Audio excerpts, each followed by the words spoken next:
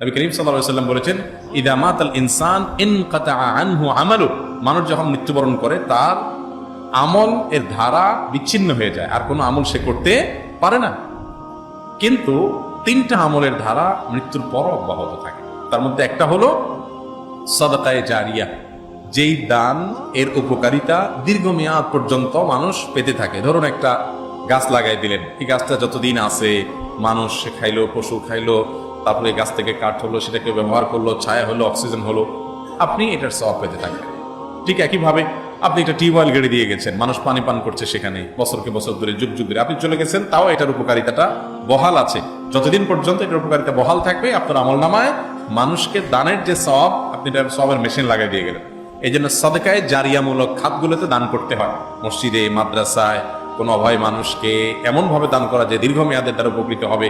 একটা সেলাই মেশিন কিনে দিলেন, উপার্জন উপকরণ কিনে দিলেন, এগুলো। তাহলে এই সাদকায়ে জারিয়া টাইপের দান, এটার সওয়াব মৃত্যুর পরও যেতে থাকে, পেতে থাকে মানুষ। এক।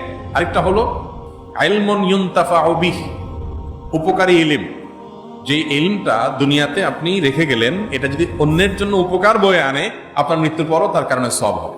আপনি একজনকে একটা দোয়া শিক্ষা দিলেন, একটা মাসআলা শিক্ষা দিলেন, একটা কোরআন আয়াত শিক্ষা দিলেন, একটা হাদিস শিক্ষা দিলেন, একটা ভালো কথা শিক্ষা দিলেন, এই শিক্ষাটা উপরে সে নিজে আমল করছে, সে আরেকজনকে শিখাচ্ছে, তাহলে আপনি সওয়াবের একটা গাছ লাগায় গেলেন। ছোট বাচ্চাকে কোরআন শিখাইলেন, সে বড় হইয়া আরেকজনকে শিখাইলেন, তাহলে আপনি একটা সওয়াবের গাছ লাগাই গেলেন।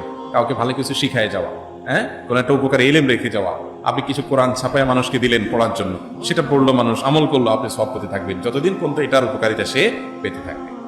আর 3 নম্বর আরেকটা হলো আওয়ালাদুন সালেহ ইয়াদউ লা, কোন মানুষের জীবদ্দশায় যদি নেক সন্তান রেখে যায়, নেক সন্তান, যে সন্তানকে আল্লাহর সাথে পরিচয় করানো গেছে, কোরআন হাদিসের ইলম দেওয়া গেছে, যার ভিতরে আল্লাহ ভীতি আছে, তাকওয়া আছে, এই সন্তান যদি রেখে দুনিয়া থেকে যাওয়া যায়, এবং সেই সন্তান যদি আল্লাহর কাছে বাবার জন্য, মায়ের জন্য দোয়া করে, এটার কারণেও সওয়াব বা উপকারিতা মৃত ব্যক্তি মৃত্যুর পরও পেতে থাকে।